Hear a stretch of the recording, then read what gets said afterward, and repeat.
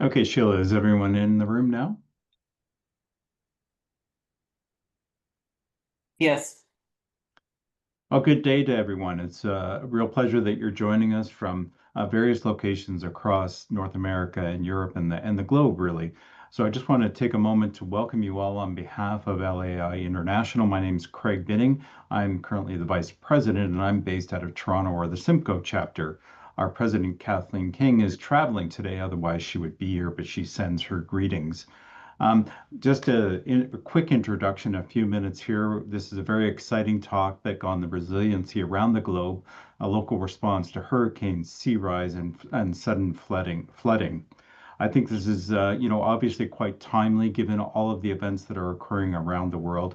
And most notably, I would like to recognize the tragedy occurring in the Punjab with the floods there, with about 1,400 villages being submerged and at least 30 people, unfortunately, meeting their demise through that process. I also want to send out thanks to those who've organized this. Holly Ilmore, our fearless president chapter from the new chapter in the Sun Coast of Florida.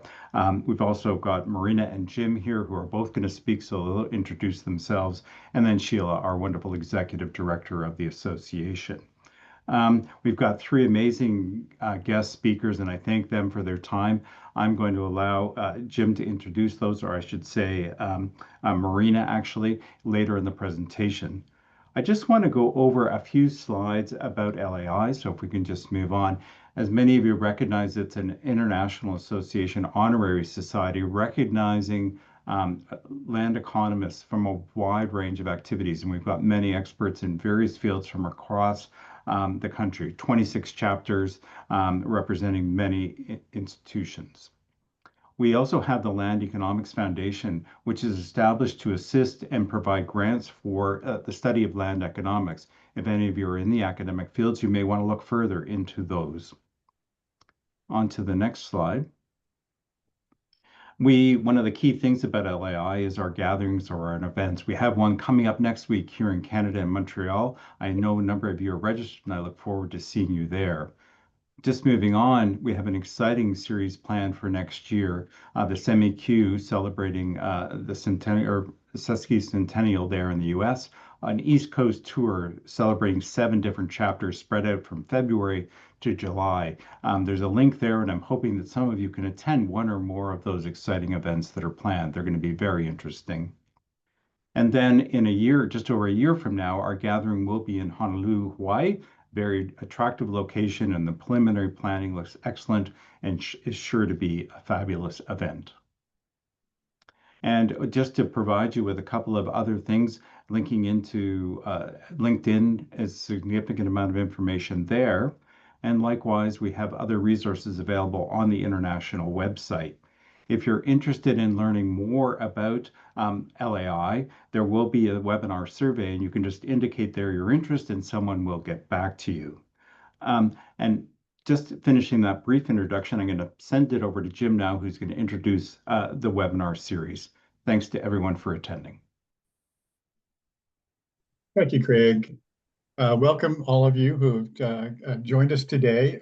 My name is Jim Musbach. I'm from the Golden Gate chapter in San Francisco and the co-chair of the Water Land Use Committee group, along with my co-chair, Holly Elmore, who also is the founder and president of the Suncoast chapter of LAI out of Sarasota, Florida. And I just wanted to briefly talk for a minute about what the Water Land Use Committee or Subcommittee is all about. We've undertaken a series of webinars on the issue of the relationship between water and land use, which is a topic that it covers a wide variety of things, including just allocation of resources, regulation, dealing with scarcity, dealing with overabundance, climate figures into all of these things in some fashion or another, as you'll hear more about today in our presentation. To date, we've done 4 webinars. The first one was on water policy in California. And for those of us on the West Coast, we know that's a very fraught and political and long-standing set of very complicated issues there. The second one we did had to do with water quality and management in the Suncoast area and Sarasota, and the impacts of how water is being managed on land and its impact on the coast and the coastal ecosystems. We then did a look at what's happening in the Mississippi River drainage with agricultural practices and its impact on the fisheries in the Gulf of Mexico and surrounding communities. And then today we're dealing with this whole question of flooding and so on and so forth, and how that's being dealt with worldwide, something we're seeing more and more often. And sorry to hear about what's happened in Punjab, and these kinds of things are coming up almost weekly around the globe. I'll talk a little bit more at the very end about our upcoming webinars. We have a couple more in the works that I will mention at the end. And with that, I'll pass it over to our co-chair, Holly. Thank you, Jim. I really appreciate your introduction and being co-chair with you. I'm the logistics lady today, letting you know that we have a closed chat. What the chat is used for is for the Q&A. So if you have questions throughout the webinar, please put your questions in the chat, and Jim will read those and use them in the Q&A. You will not be able to communicate with fellow attendees or with the speakers. And the other thing is know that the webinar is recorded and you will be able to get downloadable PowerPoints post-webinar. So don't worry about taking the notes and being fastidious on that. We will provide you with afterwards. I'd like to say that this webinar is close and dear to my heart, as well as my co-leader on the webinar, Marina Olmos, who is the Madrid chapter secretary. And what we're doing here is we're showcasing that extreme weather is now becoming the norm. That's what Jim was referring to there. And we're going to start out with Bob Bunting from the Florida Suncoast chapter, and he's going to explain why it's becoming the new norm. And where it's near and dear to my heart is we had a 2024 hurricane trilogy here in the Florida Suncoast, and Hurricane Milton made landfall as a Category 3 hurricane less than 8 miles from my home. So this is near and dear to my heart. We're next going to move to Annapolis. I didn't know until we started planning this that Annapolis, the historic district downtown, is underwater about 100 days a year. And that is what they call sunshine flooding. It's not, it's sea level rise, and it's the tides, high tides. And then we're going to go where it's near and dear to Marina's heart is the tragic floods in Valencia, Spain last year in the fall. And she's going to introduce Enrique. And with that, I am turning over the webinar to Marina for her to make the speaker introductions. Marina? Hello, everyone. Thank you, Holly. Good day, everyone. I'm going to present our 3 speakers. But before we dive in, I have a question for you all. Do you enjoy talking about weather? And how about floodings? For 1 hour. Don't worry, I promise it's going to be far more fun than watching the news. Our first speaker is Bob Bunting. He has been forecasting weather for NOAA and was the co-founder of one of the companies that is now part of the Maxar Technologies, the one providing satellite images for NATO and Google Earth. Yes, Google Earth. So if you are thinking about zooming in and watching into your neighbor's pool, you have something to thank to Bob Bunting, because he has been a scientist, entrepreneur, educator, and leader in government, industry, and academia. And now he is CEO and chairman of the Climate Adaptation Center in Sarasota that develops real adaptation strategies for climate change, and is a line member in our chapter in Sarasota, the Suncoast, Florida chapter. But not all floodings in the East Coast are in Florida caused by hurricanes. And that's the reason why we have invited our second speaker, Gavin Buckley, the mayor of Annapolis in Maryland. Gavin's journey to becoming mayor is anything but ordinary. Born in South Africa, raised in Australia, now an American citizen, he sailed into the East Coast in the early 90s with only 200 bucks in his pocket, and he made it to turn it into a thriving business of bars and restaurants. So we could say that before Gavin Buckley conquered the beautiful Annapolis with politics, he did it with food. Because in 2017, he became mayor with no political experience, beating the incumbent mayor. And since then, he has been a driving force in finding resilient solutions for the recurrent floodings in resilient solutions for urban infrastructure for the recurrent floodings in the city dock and the historic center of that city.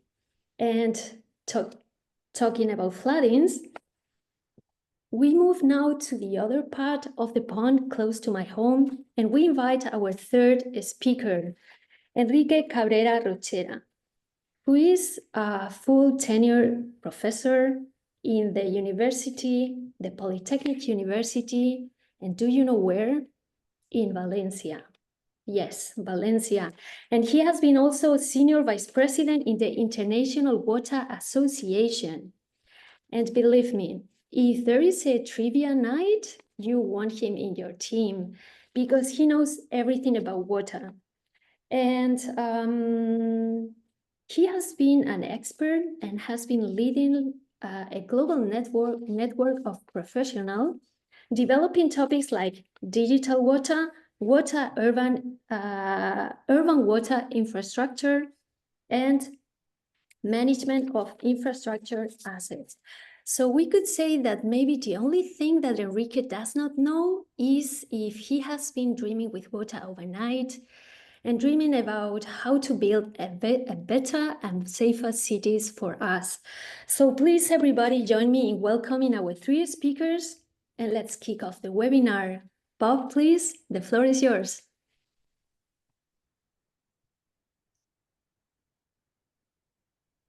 Good day to everyone, depending on what time it is where you are.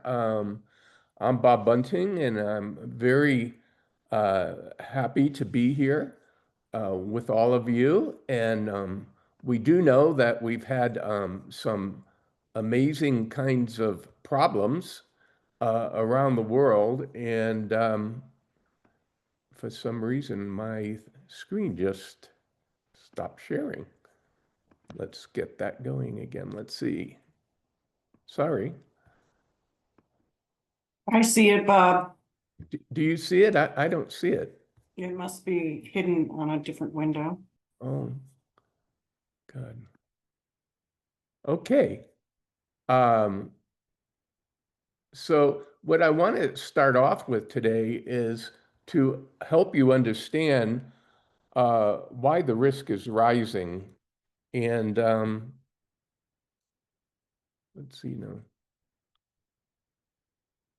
Gosh, this I can't get this screen to change. It's always something with live TV, isn't it? Let's see. Why isn't this moving?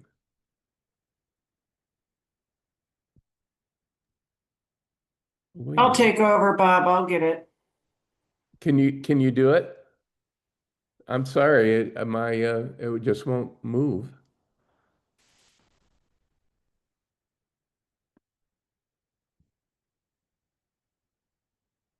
Okay.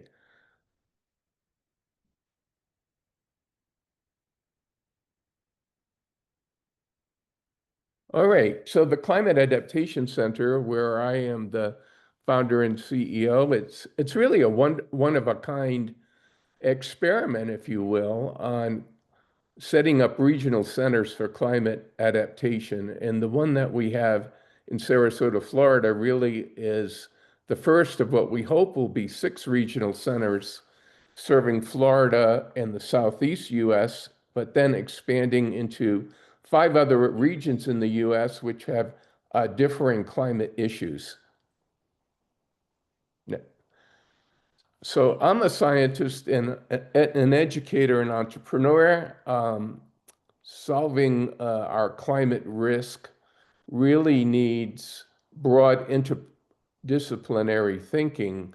And, most scientists back in the day were really in their silos doing their work, but making that connection between science and society is such an important part of dealing with this risk. And that's why we need interdisciplinary thinking where scientists work with all the various sectors. I've been fortunate to not only be a scientist, but also a university professor and an entrepreneur as well. And of course, I worked for a very large government called the US government for many years. Next. So lowering our climate risk really does require uh, this massive thinking, which I think we're doing here with this event today. Next. So our climate risk has been rising for a while, and why is that so? Let's talk about it. So for every degree centigrade the climate warms, the atmosphere can hold 7% more water vapor. If we're talking about what we're talking about today, this is the root cause. As the temperature has risen, so has the moisture in the atmosphere. And our storms and normal storms that we used to think of being normal back in the last century now have so much more moisture to work with. So they're producing much heavier rain. And of course, that 7% per degree, now we're 1.5 degrees centigrade, is really 12% more water in the atmosphere than there used to be. And these storms are really now have a lot more to work with. And that's why we're all seeing the flooding around the world, no matter where you live. We have more extreme precipitation events. Next. Okay, so basically what happens is we have this thermal expansion going on in the seas at the same time as we're having a warmer atmosphere. So we're having two things going on at once: sea level rise and more precipitation uh, excesses. So this is not a really good combination. Next. So, as we go through and we look, this is Sarasota's Rodeo Drive, if you will. And this is what it looked like, not once, but 5 times last year, as we had extreme rainfall and storm surge events combined with uh, rising sea levels. And this has become obviously a very important part of what we're talking about, because we have two different types of flooding going on: freshwater and saltwater. And I'll explain to you in the next slide what this means. The freshwater flooding, uh, basically, we have twice the heavy rainfall events that we used to have, and they're causing flash floods. We heard about the one just yesterday in Punjab, but we've seen it this year in Texas and last year in Spain and in Sarasota, and it goes on and on. And these freshwater floods are really caused by thunderstorms, inland tropical storm events where hurricanes come on the shoreline, but they maintain their strength and dump copious amounts of precipitation, like what we saw in Asheville, North Carolina, where hundreds of people died last year. And we see, prolonged inland flooding that can take days to subside. The next type of flooding we have is saltwater flooding. And already we've seen 8 to 12 inches of sea level rise since 1950. And we're expecting about another foot rise on average around the world by 2050. If you live in a low-lying area, you're losing your buffers. And that's why we're seeing sunny day flooding in Annapolis, which you're going to hear about in a few minutes. I also want to talk about hurricane storm surges, which, well, Florida is very susceptible, especially the west coast of Florida, because of our very shallow continental shelf. So when these storm surges come up on the continental shelf, they really amplify and then they hit the shoreline. And where last year in Sarasota alone, we had two major storm surges, which were about 7 feet tall on average, with waves on top of that. And they did, hundreds of millions and billions of dollars worth of damage. Next. So the trifecta of hurricanes that hit us last year were really Debbie, Helene, and Milton. And they're all part of the impact of a warmer climate. Next slide. So rainfall from a storm today is producing double the rate of excessive precipitation as it did in 1980. And in Sarasota during Debbie, you can see that orange area, that was, 15 to 20 inches of rain as that storm came on board ashore.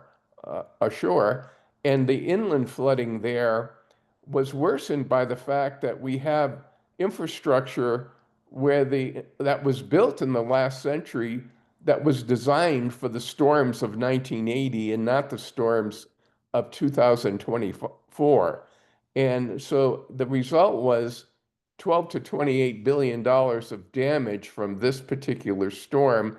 And the reason why it looks like a range is because it's still being assessed as the downstream damages keep coming in. The next storm, oh, this is a picture, by the way, of Sarasota, and this was common all through town as this heavy rainstorm, basically freshwater flooding, inundated the area. Next. This is a picture of the dam where they had to make an unprecedented release of the dam so it didn't overflow. And all of that water went down into neighborhoods and flooded thousands of homes, some new neighborhoods that were not in flood zones. So this will show, next slide, the impact of having old infrastructure that was designed for past storms. Then the next storm was another 7-foot storm surge. It did Barrier Island and Sarasota Bay, which is a big, beautiful bay in Sarasota. And the damage from this storm was epic, 60 to 80 billion dollars in damage. And there's a picture of the storm coming inland in the Big Bend area of West Florida. Look how far north of Tampa that was. And yet we had 7 feet of storm surge in Sarasota, south of Tampa. So this was a gigantic hurricane that did a lot of damage, even though the center of it really didn't even come close to Sarasota. It was 150 miles offshore. Next.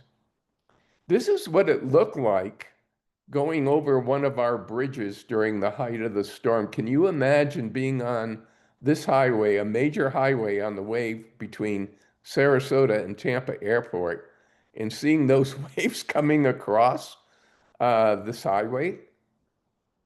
Next. And these are before and after pictures of Siesta Key, where Hurricane Helene and Milton came ashore. And look at how these houses were wiped out. By the way, this is a picture from Maxar Aerospace, a company that I was a co-founder of, and those are high-resolution satellite images taken before and after the storm. Next.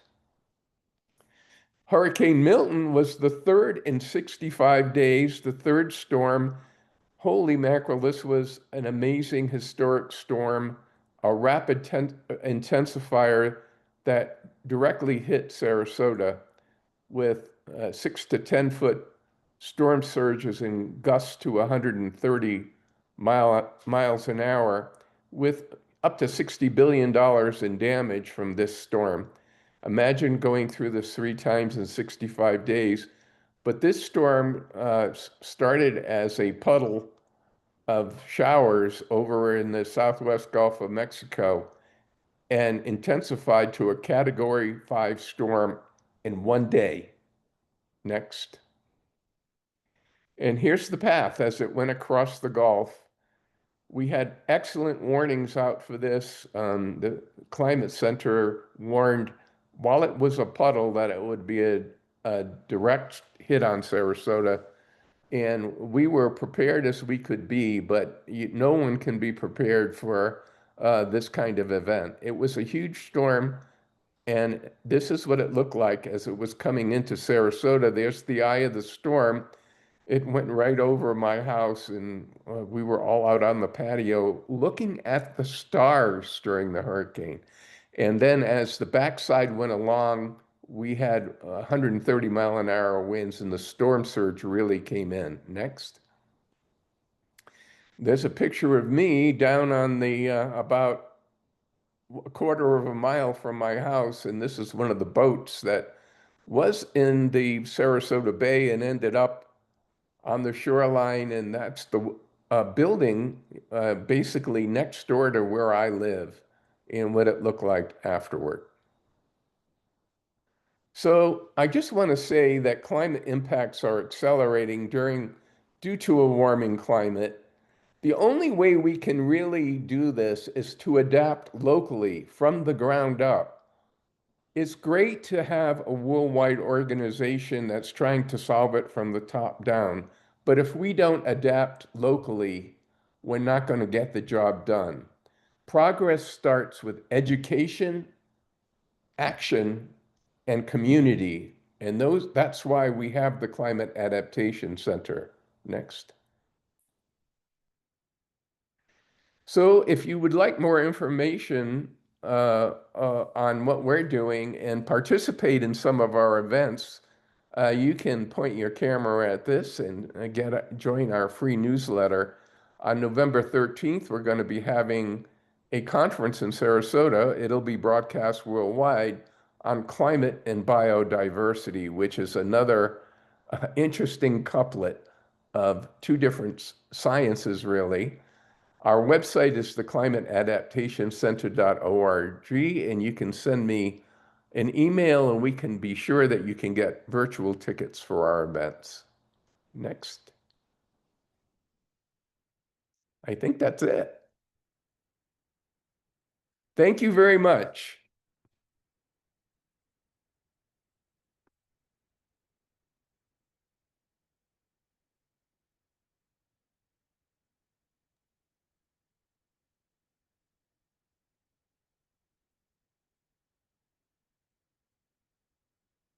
I'll take it from here. Is that okay? Yes.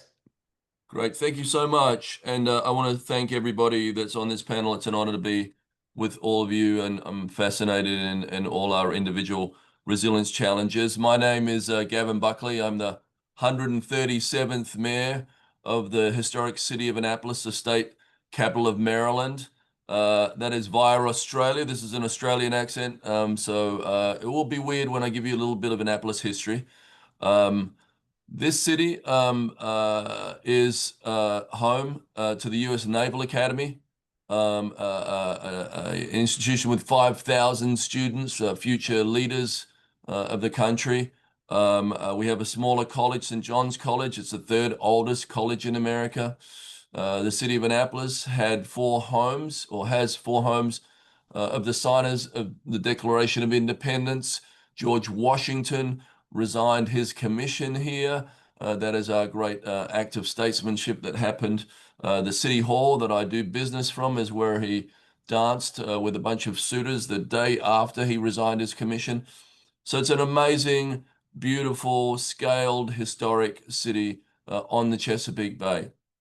The Chesapeake Bay and the waterfront is probably one of our biggest economic drivers with the U.S. Naval Academy. But today, it is one of our biggest threats.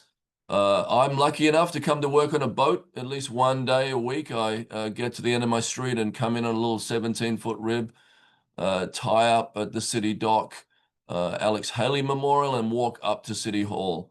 I know what sea level rise is going to look like for the city of Annapolis because we experience it at such a high frequency here. When I came into office, we just had a study done by NOAA and another study done by Stanford. The Stanford study assessed the economic damage that the flooding has on the city of Annapolis and our businesses.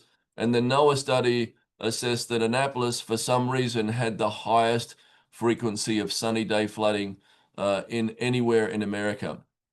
So our flooding is very different to what some of the other panelists are going to be talking about today.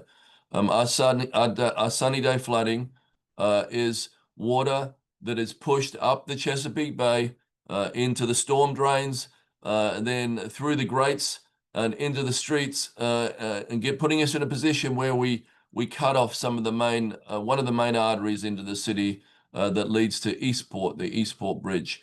It also cuts us off from the businesses that are at City Dock, where we have a number of retail establishments and restaurants and that are inaccessible because of the flooding.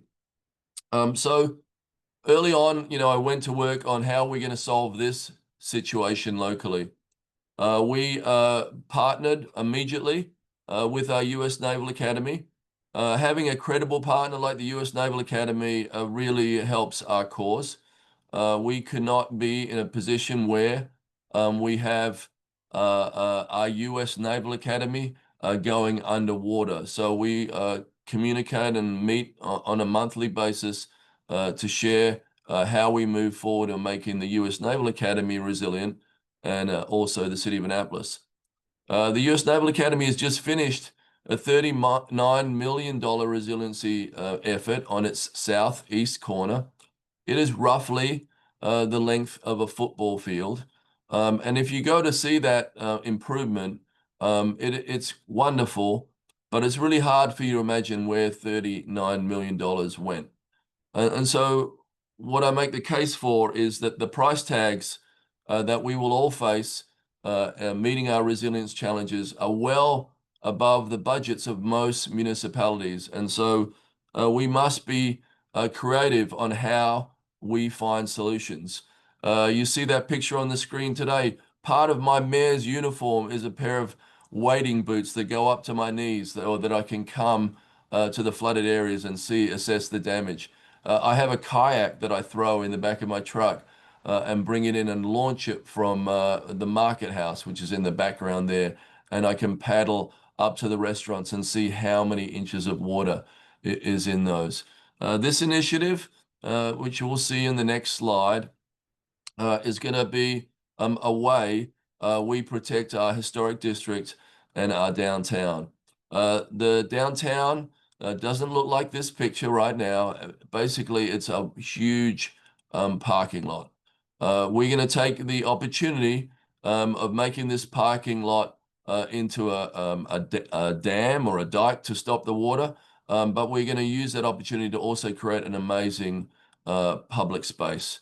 We believe this is going to be a national park of national significance because it is in the state capital of Maryland, because it is next to the U.S. Naval Academy. Just for you to get a sense of this, the big building to the right is the field house for the U.S. Naval Academy, and most of the things on the right are on the yard. They're part of the U.S. Naval Academy. And then to the left of the picture, that canal that comes into the city, that is called Ego Alley. If you have a really nice boat, you can come down Ego Alley and then turn around and the public can see how rich you are, which I love. But it's sort of is where the water really comes into the historic district.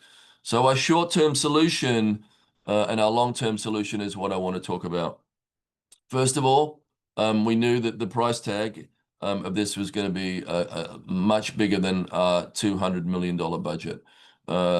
So what we did is we decided we would leverage one of our most valuable assets, our garage. We rebuilt the garage with a company that designed it with us, built it, operate it on a ground lease structure, and we got some revenue from that garage based on future revenues. And so this new garage that the city now has, not only did we not have to finance it, but it also threw off $25 million in a concession payment. That concession payment was $25 million we used to chase other resilience funding sources around the state and around the country to get us to the $100 million that we're going to need to achieve this resiliency project. In the short term, though, we had to do something about the nuisance flooding. We have put backflow preventers around Ego Alley that now stop stormwater being pushed up to a certain height. Once we get above 4 feet, then we can't hold the water back. But under 4 feet, we've managed to reduce the flooding days considerably from what they were. But it's just a short-term solution. You'll see another Dutch barricade that we bought on one of our trips that I'll talk about later to the right of that picture. That short-term solution has kept that main artery open a lot more days than it would have if we didn't buy that $5,000 apparatus that actually fills up with water with the flood water itself and then becomes the barrier to stop the flooding. But that short-term solution is going to only hold up for a certain amount of time. The long-term solution is the picture you see in front of you. It's a fortification around the whole perimeter of Ego Alley up to the Spa Creek Bridge. The lines that you see in pink, they're areas that are raised. Those areas that are raised to 6 foot. We're building the new City Dock Park to around 8 feet. And then we're meeting the US Naval Academy, who are building to 9 feet. And then as you move around the picture here, you'll see the yellow structure. That is going to be a Dutch technology. It's called passive vertical flood barriers. Those barriers sit beneath the sidewalk. They're kind of a linear line that you will see that are self-rising. So as the flood water comes in, the barriers rise, and as the flood water goes out, the barriers put themselves down. So there's some manual deployment in this initiative, but it also does not in any way really compromise our historic district or take away from what is the beauty of Annapolis and what its charm is its historic nature and its scale. One of the interesting things that I want to talk about on this is that we have had many challenges along the way. I've had a lot of challenges being mayor for 8 years, and I'll just name a few. We've had 2 mass shootings, COVID, George Floyd. We had a big storm that hit here that devastated one of our main shopping streets. So we've had multiple challenges. But this City Dock Park, which I thought would be pretty easy, who doesn't want to be protected from flooding and who doesn't want to park? Well, we got sued by our Preservation Society. And I ran on a platform of change, but lots of people don't want change, even if it means saving their historic district or their businesses. We are winning those battles in court, but those court battles, are costing the city time. They are costing the city money. One of the challenges was, not knocking down the old harbor master office. It was not really anything historical, but some people were attached to it. So we had to go to court to challenge that. We won that, and then we've demolished that harbor master office, which sits right in the middle of the flooding area that you might have seen in some of the pictures before. So we're winning those battles slowly but surely, but they are annoying. I'm sure you all have different challenges in your municipalities. I'm a studier of the challenges that they have in Charleston, and we know that the mayor of Charleston had to deal with a lot of flack and pushback from preservationists because people see these changes as a threat to what they know.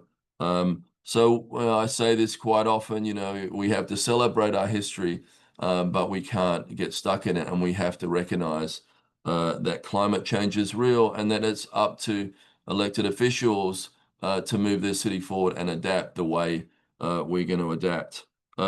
This City Dock Park and this new garage are going to be amazing additions to the city of Annapolis. Our new garage actually houses an extra 160 parking spaces. So that gave me the ability to pull 100 parking spaces off the city dock. No European city would have a parking lot on their waterfront, but for some reason we thought that was the best place to park cars. But we've added parking capacity. Our new garage has solar panels, it's solar powered. It's gateless, so people do not have to pile up and burn more fossil fuel while they're waiting to get out. It is programmable. We have pickleball courts on the roof. We have markets that can happen on the ground floor because it's open to the street. It has 125% stormwater capture. And then also the City Dock Park. We've taken it from a heat island, or we will take it from a heat island, a parking lot that gets hit by rain and the water heats up and rolls into the Chesapeake Bay and has a detrimental effect on our environment, on our Chesapeake Bay, to what is a much softer, a much more enjoyable experience all around a big central fountain, and gives us a lot of chance to tell some amazing stories about the men and women that work the waterfront here and all the different phases of history that have made Annapolis the city it is today. I do want to talk about one thing that I got a little bit of grief for. I've taken 2 delegations from the city of Annapolis overseas. I host many delegations from Washington, D.C. They come to this trip, this city. It is less than an hour from Washington, D.C. and less than an hour from Baltimore. We triangulate between those 2 cities. We host many people that come to Washington, D.C. to learn from America, because we do lead the world in so many things, but there are things that we do not lead the world in and that we can learn from other countries. And undeniably, the Dutch know more about resilience and how to hold water back and how to redirect water than any other country in the world. And we've enjoyed that partnership and hosted a couple of different events with the Dutch embassy here. This trip was really eye-opening, and we took some of the technologies, the one on the left, that is the passive vertical flood barrier when it's out of the ground, but it sits below ground, you cannot see it. So that's a cross section of one. That caterpillar flooding thing really has helped us out in the last couple of years to do a short-term solution. And then we just watched how they live with water, how they live below sea level.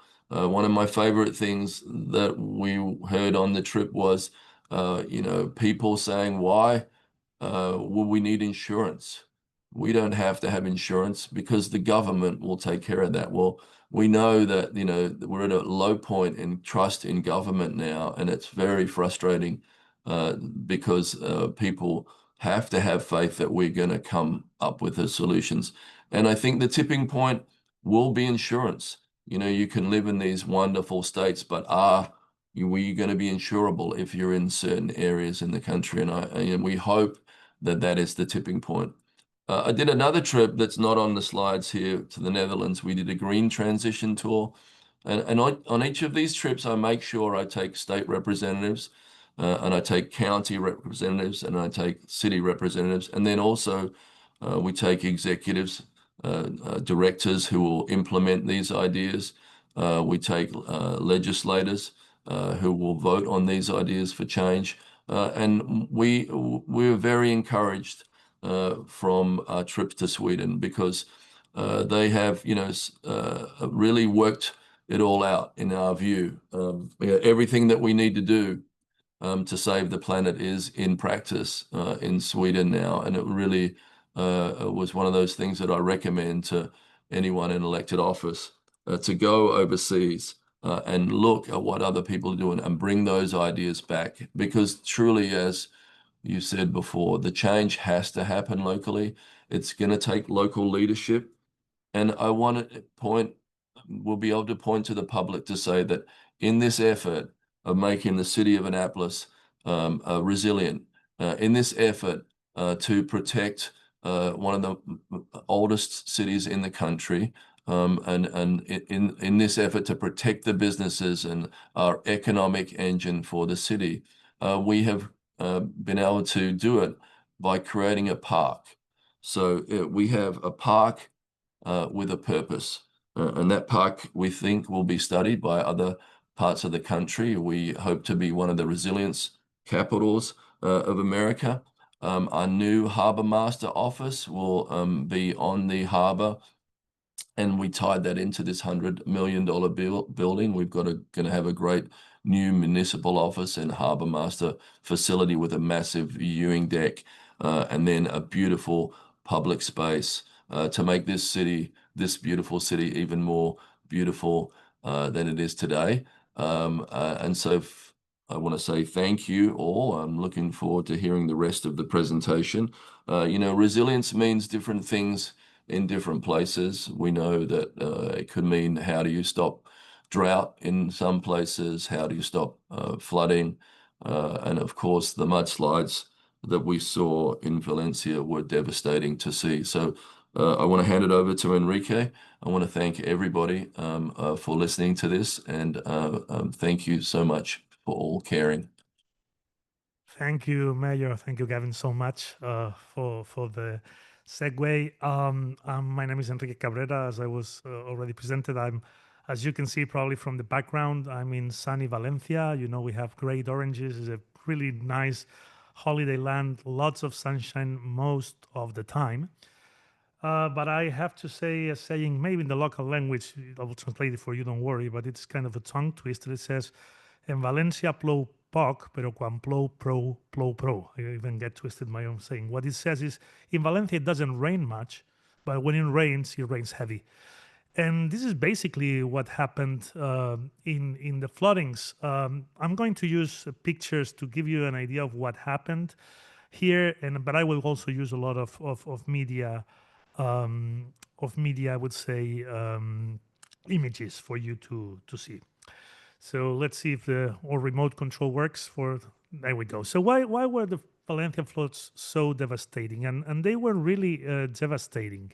Next, as you can see in the picture from the press, you've seen probably these pictures. The first one, this was something that people were not used to. This is just one of the regular streets in one of the small populations near the city. I have to say that the main city of Valencia wasn't affected. It's more like the suburban, I would say, populations around cities of about 20, 30, 40,000 people, maybe a little bit more, that got really impacted. And as you can see, the day after, it wasn't so much about water, but what the water brought in. Now, I have to say that we are used to floods in Valencia. In this piece of news that you can see in these slides, by the way, if you have the slides. I know that the news is in Spanish. I just didn't want to translate it, but of course, anything like ChatGPT will translate this for you verbatim. So it says that in 1795, there was already a book, so that's about 250 years ago or 230 years ago, that the ravine that actually caused the flood in 2025 would cause the destructions with bodies scattered in 10 miles around. So people have known for a very long time that floods can take place in Valencia. As I said in the saying, it doesn't rain much, but when it does, it really pours. But what we need to understand on why the impact was so big in Valencia this last time, next line is the concept of the return period, right? That's a concept we use in engineering when we design sewer networks. And just to make it, I'll try to break it down for you in simple terms, is an engineer needs to decide the size of the pipe that we're going to use to take the rainwater out of the city. Our cities are not permeable. All the water stays above the surface because of the asphalt and everything that we have in there. And we just need to use the drains and the sewers to take all the water out. Now, of course, we need to decide on a size and it cannot be infinitum. So we use the concept of return period. You need to understand that right now, for instance, in Valencia, we have over 160 years of data regarding rainfall. So we know pretty well how hard it rains. And what we usually design is say, okay, how often does this type of rain occur? And that's the return period. For instance, a very, very heavy rain may happen only every 20 years or every 30 years. It's a similar concept maybe to earthquakes, if you think about the big one, right? How often does a volcano eruption of this size take place? So the same thing for rainfall. Usually, sewer systems will be designed for return periods of 50 years. So that means that for 50 years, there will be no flooding in a certain city if that design criterion is applied. Now, what happened in Valencia was that the rainfall that we had on September last year corresponded to a return period of 10,000 years. So, according to our 160 years of data, that's a lot of data, that's a lot of collecting rainfall figures, we would only expect a rainfall like the one we had on September 29th every 10,000 years. And there's no engineer that will design a system that is capable of withstanding that kind of rainfall. Just to explain a little bit more, and I don't want to spend a lot of time technically on how the rainfall was, we had a serious problem in the fact that it rained twice that day. You can see, of course, the dark spots are rain taking place over the territory. The right-hand side of every picture is the sea. So you see a curved line, the sea line, that's the sea. And of course, all the rain didn't take place at the sea side, which is where the flooding occurs. It was inland. And it was all the basins and all the ravines and all the dry creeks and rivers that collected all that rainfall and took it to the coast. And that's where the flooding occurred. Now, the problem is it rained during the early morning from 8 a.m. until 11. That already dampened the soil. And then it rained much heavily in the afternoon. So starting from 3, 4, 5 p.m. and all the way until 9 p.m., that was the period of really, really heavy rain. Just to give you an idea on what the rain was, this, of course, you have the scale on the right, and I'll just give you the bottom, so the more, I'm colorblind, so excuse me, but the more pinkish, purplish kind of colors down, that's about 300 inches of rain. So we have from 0 to 300 inches of rain, and that's only in 24 hours. And that's where the rain was taking place in Valencia. If you just see this little graph that we have in this slide, you can see that in several parts of the basin, you see the two kind of peaks, right, of rainfall, the one in the morning and the one in the afternoon. And I'll give you a little bit later an idea of how much rain that was. But of course, it was a really, really heavy rain. Actually, it was so bad that the European Union, in its last Copernicus report on climate, used the Valencia example as one of showcases of how climate change is changing these extreme events. So from 28 October to November 4th, right, the national records in Spain for total rainfall for 1, 6, and 12 hours, they were all broken, right? So the maximum 24-hour total was 771 millimeters, which is above 300 inches in 24 hours of rain. And of course, there were 232 people killed. So first takeaway from my presentation is this was a very, very exceptional rainfall. Now, our only concern should be that, as our first speaker Bob was mentioning, the problem is these very, very exceptional events are becoming more common. Let's try to give you some figures about how to understand the magnitude of the event. Now, one of the most famous ravines in this flooding was what it's called the Barranco del Pollo, which is it's a dry creek. It goes side in many of these populations. 99% of the time, you just see a dry, small water bed, right, riverbed. So during that day, the top flow rate, the peak flow rate in Barranco del Pollo was 3,500 cubic meters per second. And that is 1.5 times the regular flow rate of Niagara Falls. But of course, it's not as wide as Niagara Falls. It's just a very, very narrow ravine bed, right? So the total water that was collected by all the basins and taken to the sea in Valencia was 170 cubic hectometers. Just to give you an idea, that's Central Park completely flooded with water reaching 16 stories high. And of course, all that water was just collected at the end in Valencia. Now, the problem, Valencia is by the sea. All that water went to the sea, as it should, of course, dragging everything that it was in its way because the velocity of the water was really, really high. Just to understand how much debris, how much sediment was transported by water, the amount was the equivalent to 25 Empire State Buildings. That's the amount of mud, stones, cars, anything the water took its way. I just realized that the figure is the same for the water and the sediment.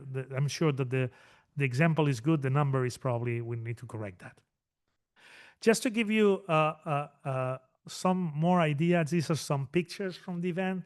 This was basically the morning after or the day after. There was water in the basements, there was water, but most of the streets, the morning after, were just left with mud and debris and the cars you saw piling up. And the other problem was that many of the infrastructures were completely destroyed. And for instance, this used to be a bridge. This picture is taken, as you can see, the riverbed is by then, this picture is taken probably 1 week after the event, already with a temporary pipe being built to replace the pipes that were that used the bridge to cross that riverbed. But as you can see, it's completely dry just 1 week afterwards. But see how the pillars of the bridge are completely destroyed. In the riverbed, you can see several pipes used to transport water from one side to the other. So the problem is all that debris, all those 25 Empire State Buildings kind of dragged anything that was on the surface and just destroyed at a really important destruction capacity. So basically what we found the morning after the event was chaos, destruction, and of course came in the volunteers. And this is maybe some interesting part of the story. Again, this here talks about this solidarity bridge, right? That joined the city of Valencia, which was left untouched by the flooding. It joined that with the neighborhoods that were impacted, and all these people came with tools, with everything they could to try to help. And they did, basically, for the first 2 or 3 days, due to lack of coordination of the local authorities. I think that the volunteers, many locals said, that saved them in the early days. And you can see they were really working hard, and they were really trying to make things better. But sometimes we need directions, and we need someone leading and knowing what they do. If we zoom in a little bit more on what these people are doing, they are basically taking all this mud and all the debris, and they're just brushing it into the sewer manhole. And what that meant is that just a few days after the flooding, we had all the sewers, right, in the impact areas. They were completely clogged. They were full of mud and debris. And that created a problem afterwards because these systems were already full. If there was additional rainfall, they were not able to transport any more water. So any heavy rain that would have happened after the 29th of October would have been really catastrophic. Fortunately, it didn't happen. And so, as you can see, one of the problems that we had with the streets, it was taking all this mud out. There was really important. The army had to come in and they had to look for places to where to take all this mud and what to do with it, and also with the cars and with everything. This, of course, led to more problems. This is a news from an English newspaper. I think it's the Liverpool Echo in the next slide, saying that the previous one, serious health warnings are issued for anyone traveling to Spain. That was because potential risk of contamination from the stagnated water and mud. In the end, that was not really an issue. There was a lot of hoaxes, a lot of social media, a lot of misinformation that came out. And that's also a lesson that we need in the event of catastrophes. We need to control the information that goes out, and it needs to be sound and technically solid. Finally, just a little bit of final information for the day after. What this piece of news says is that the parking, the garages just below ground level basements were mortal traps for the people. Many people went into the parkings to get their cars out, to save their cars, never realizing that in less than a minute, the complete garage would be flooded, and many people died trying to save the cars. So the death toll could have been avoided, at least the big numbers, if there had been better warning systems, understanding the magnitude of the event beforehand, and better education of the citizenship in what they should be doing. I'm just going to finish my presentations just talking to you about 5 lessons learned, which I think are important, because what we need to understand, and it is because climate is changing so fast, and the events are changing so fast, everything that we've learned until now may need to be reconsidered. So let's go with these 5 lessons. So the first one has to do with preparing for events. Next slide, if we can. I don't know, probably we have a problem. There we go. Prepare for events that defy all odds. So we are all, I saw one of Netflix documentary about the big financial crash. People do not want to think that bad things will happen. But in climate terms, we need to be prepared for things that have never happened before. And that will break any kind of planning that we have in terms of infrastructure. They will deem all of our infrastructure useless. And of course, it is better we have a greater safety barriers from infrastructure. But what I'm trying to say is we cannot completely avoid these catastrophes. When they happen, we need to be able to manage them as well as possible, but they will happen and they will be catastrophic. And we just need to be nimble and be able to face them in the best possible way. To do that, we need protocols that need to be followed. That didn't happen in Valencia. A lot of time went in trying to get the right information, the authorities alerting the people, figuring out what to do. Protocols are there to be followed. You just blindly follow the protocol. You need to educate the people, and we need alert systems that need to be updated with this new kind of events that happen very, very fast, whether it's a fire or it's a flooding. The third one is we need urban planning to be reviewed. A lot of the people that died also lived in floodable areas. And of course, we knew those areas could be flooded, and still we let them build houses in there. So we need to review the urban planning with the new potential rainfall, and we need to respect the rules of that planning. The fourth lesson is that anything critical above the surface needs to be protected, whether it's electricity, whether it's water catchment areas, whether it's wastewater things, whether it's buildings. Anything that is above the surface in this kind of floods will be or might be destroyed. And we need to take care of that, including the services of buried utilities like water. A lot of the problems with the water supply happen above the ground, where the meters, where the pipes come out of the surface and reach the users. And the 5 lessons is we will not be able, as I was saying, to avoid catastrophic events in the future, but we can seriously reduce the consequences. And I think that that is what we should focus on. And with that, I'm happy to conclude. Thank you very much. And I believe that we will have now some time for questions and answers and some debate. Thank you, Enrique. And I apologize for my video. I don't know what's wrong with my camera, but it just kind of go in and out. And we have some questions from the audience that kind of go to the heart of these issues.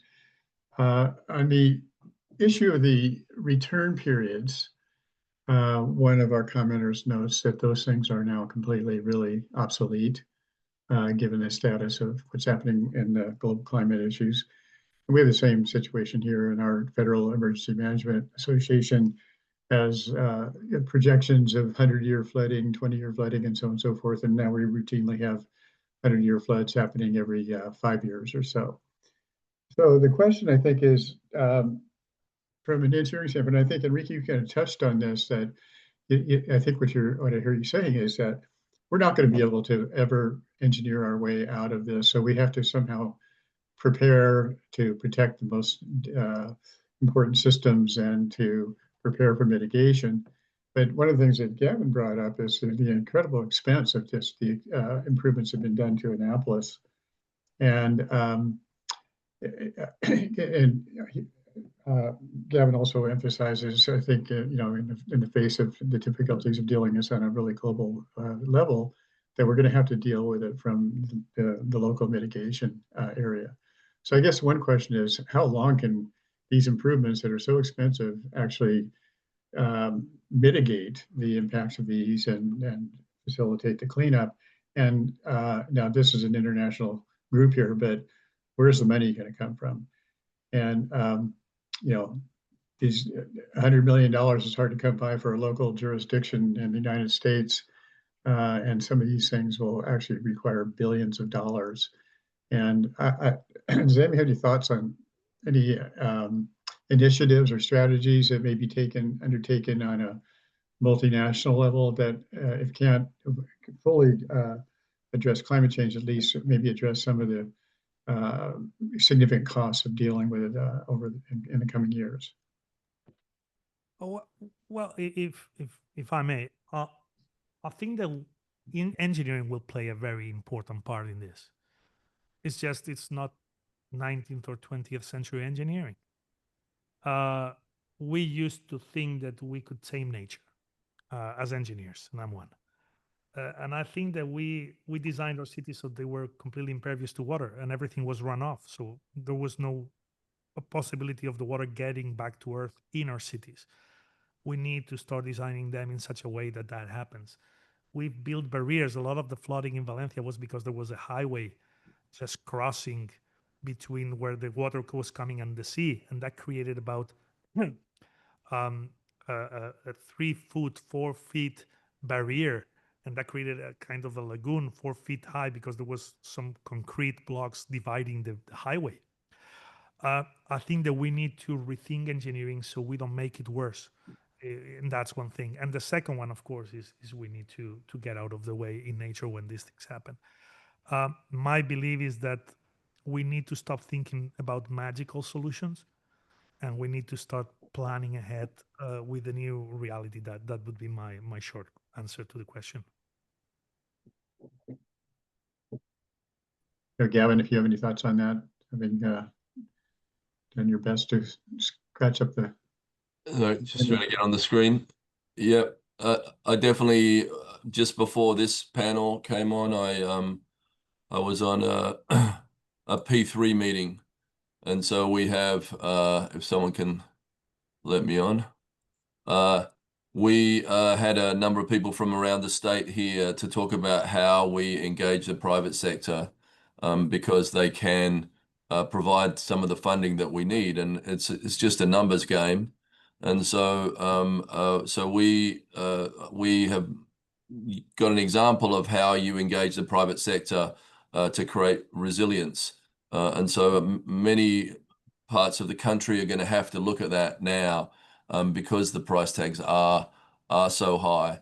And then what we learned from our trip to the Netherlands is, you have to learn to live with the water, but you have to make it go where you need it to go. And we need to embrace those technologies because they've all worked it out. They're building for 1,000-year storms and we're barely building for 100 years, They have thought this through again and again, and that's why they're the go-to nation. That's why we see them in New Orleans and Manhattan and all these places that clearly are surrounded by water, and that if you don't do the work up front, the price tags are going to be a lot more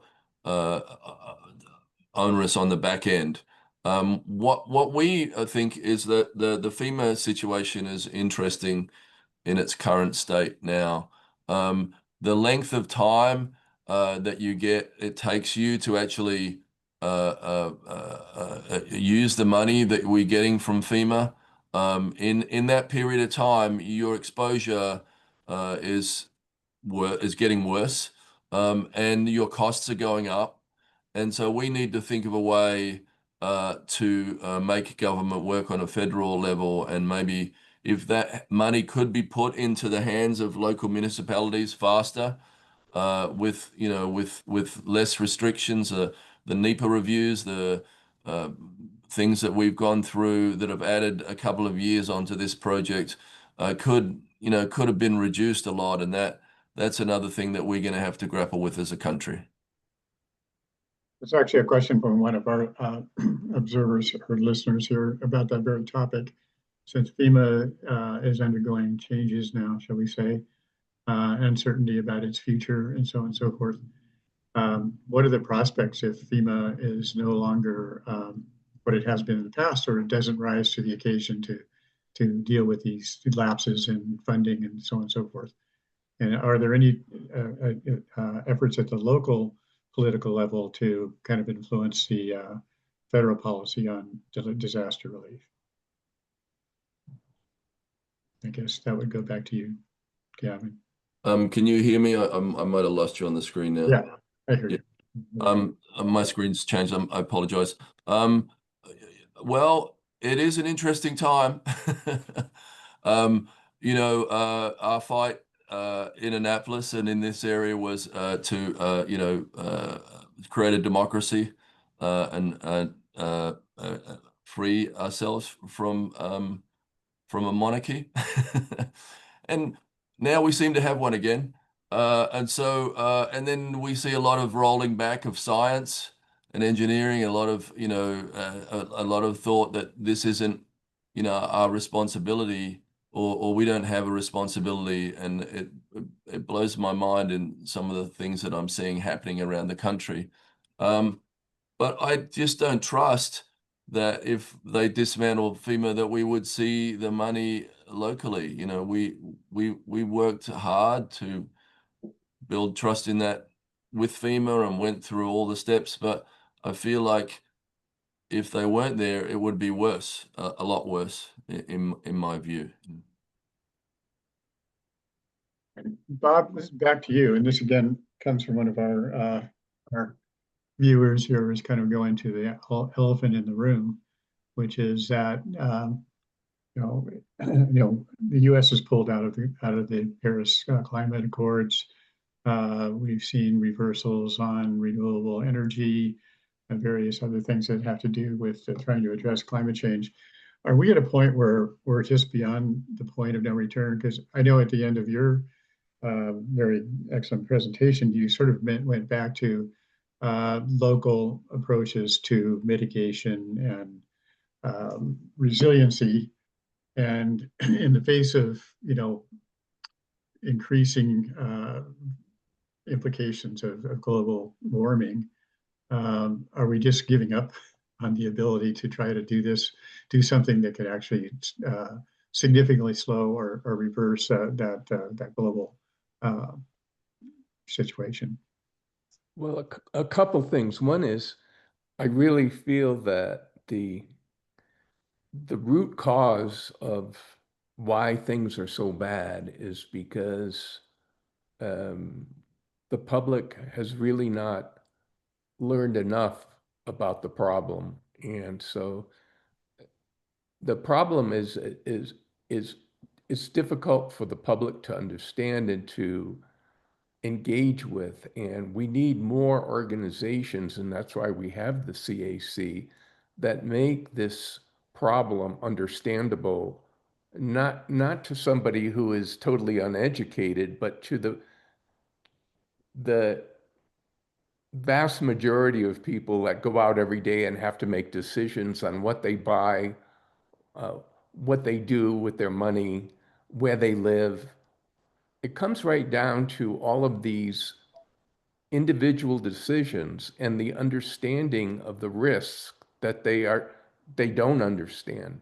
So like in Sarasota, when you go out on a barrier island, which the barrier islands move around because they're the barrier between the sea and the land, and by nature they move around. And so then when we build 10,000 living units out on those barrier islands and put walls up all along the shoreline, those big waves come in and they refract and reflect the energy, and it does damage everywhere. And so, but these are choices that have been made over many years from a lack of understanding of doing these things. Now, some of it is done because people make money doing it. Some of it is done because they just don't understand the problem. So if we're going to solve this problem, we need to educate in a simple way, not like sitting in a classroom, but distilling the information down so that people like us can understand it, not scientists necessarily, but people who are running companies, people who are running local governments, state governments, federal governments, et cetera. And so we've known of this problem from a science point of view in a very, very, very keen way since the mid 80s. And yet we haven't really, we're trying to mitigate greenhouse gases worldwide. But what is being done for climate adaptation? That is, what is happening in your backyard? What are you doing with your decision making? When you buy a house on a barrier island, are you buying a ranch house on the shore? You can, I mean, better decisions can be made with a little knowledge. And also, once people understand the problem, then when they go and vote for their leaders, they want accountability and understanding of the issues they understand. But the reason why it hasn't happened is because the public has been largely missing from this conversation. And that's why we have elected officials who do what they've always done, as if the climate did not change. The climate has already changed. The climate we have now is vastly different than what we had in the 19th century, but the way we behave isn't that different. So my feeling is that we're not going to be able to save everything. Florida, half the state is below 10 feet above sea level, and we have 23 million people living there. And by 2070, we're supposed to have something like 35 million. And so people are moving into high risk areas, not understanding the risk. And so I'm not saying people shouldn't move to Florida, but I'm saying when they move, they should understand their risk and mitigate their personal risk with their decisions. So I love Florida. I'm going to live there, but I live at 28 feet above sea level, and there's a reason for it because I know what the risk is. I used to live at sea level in the place I used to own, which was glorious right on the shore, was wiped out last year. I saw it coming and I did something about it. I didn't wait for it to happen before I reacted. And that's what we need to do as individuals, as local governments, as our states, as our and countries, but it's from the ground up, not from the top down. The top needs to engage with the bottom so that the money flows and things get done. But the way we're doing it now, we haven't really made much progress. We got to try a different way, and it's ground up, in my opinion. So there's a long answer for your question. Well, I take from your answer that the chances of dealing with this from the top down are slim to none. So we're going to be living with this as long as we can live with it, apparently. I think the only option we have for the next lifetime, yes, we have to work on mitigation, but the real choice we have for the next lifetime is adaptation.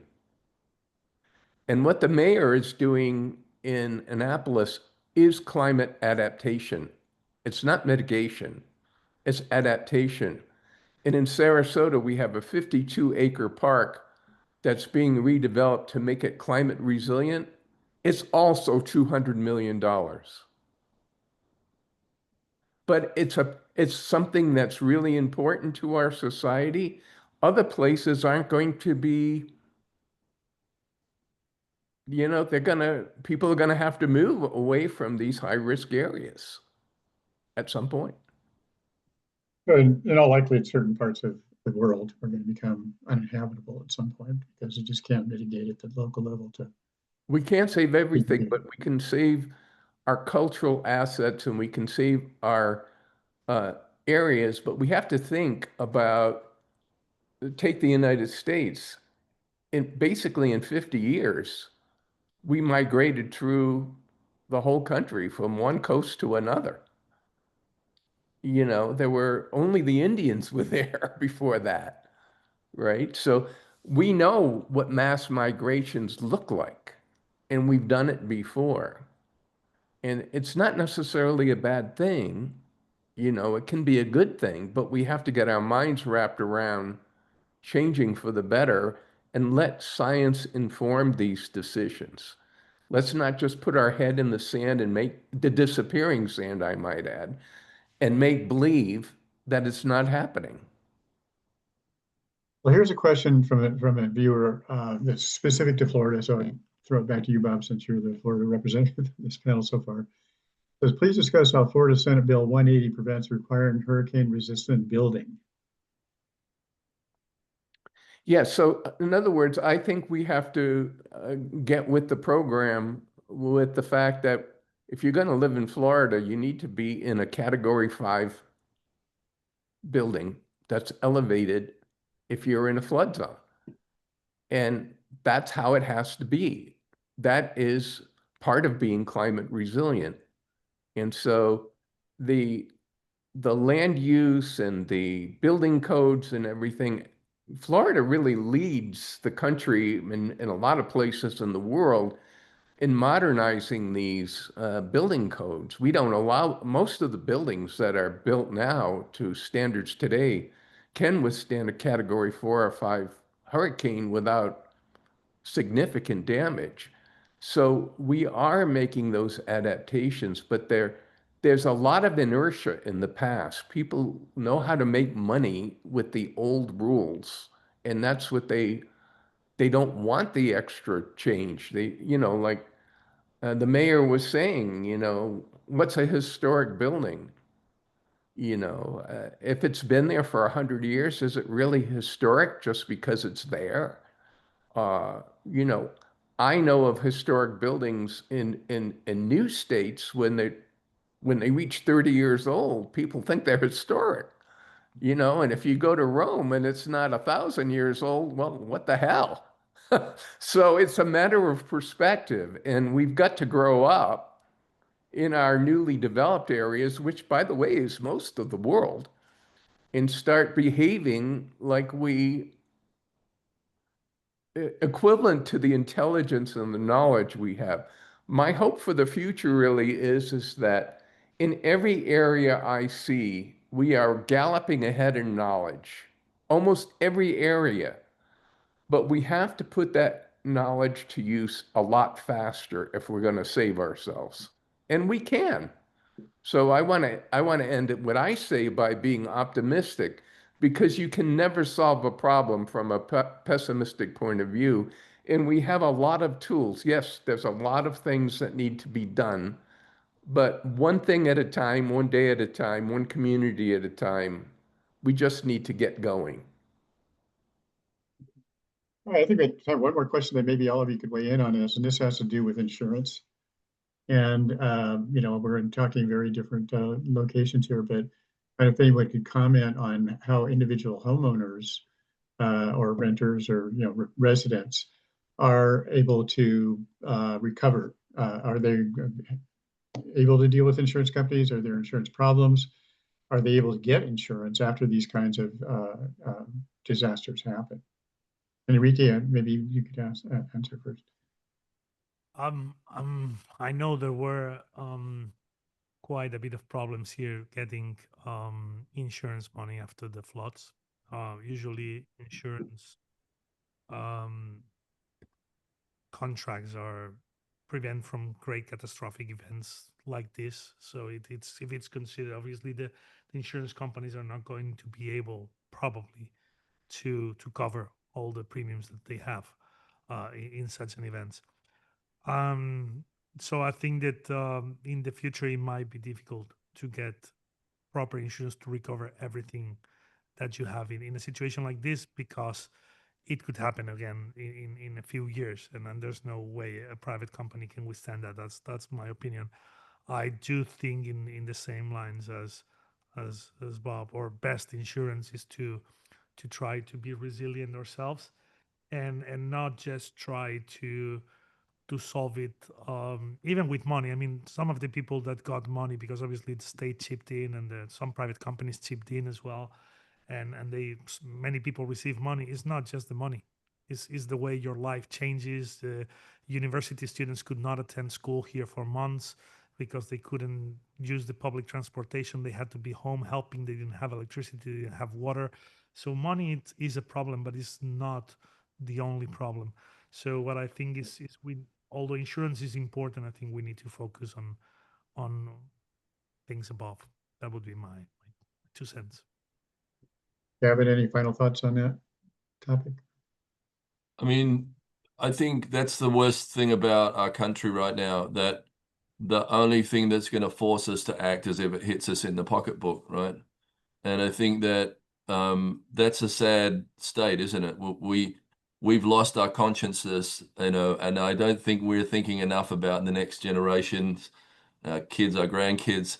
And there was a moment with this that's so part of what America is, ask what can I do for my country?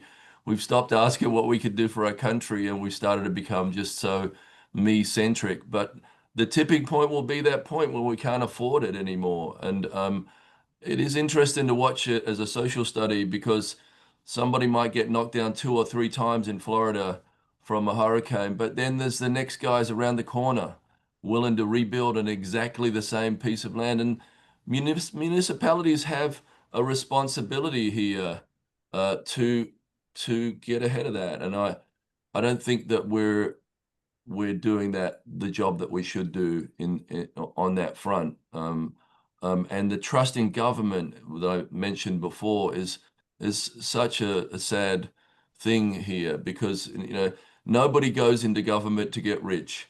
Nobody becomes a public servant because it's easy. But you do it because you love where you live and you want the place you live in to be better and all those things. But you suggest any of these things and you get attacked. But I think that tipping point is going to come. If losing no more white caps at Yosemite, not seeing those iconic things anymore. When we have some of the greenest places in the world on fire in Siberia or in Canada, that is going to be a moment, I think, where we will all of a sudden have to put our shoulders down and join hands and do something. Well, I think we'll have to leave it there. And I just want to thank all of you for your really excellent presentations. Super important topic, and more to come on this and other related matters. And just for those on the line, just heads up on the next two seminars we're going to do. Next one is going to be dealing with water rights and agreements in the Great Lakes, involving both Canada and the US. And then we will be doing a panel on the Colorado River system, which has huge implications for the Southwest, for 7 states and Mexico, and a diminishing resource, and one that's very oversubscribed. So hope people will turn in for that. But again, thank you all 3 of you, for your wonderful presentations. Really appreciate it, and look forward to continuing to be in contact with all of you.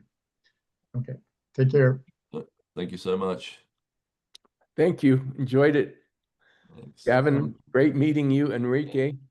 Anybody come to Annapolis and I'll take you out.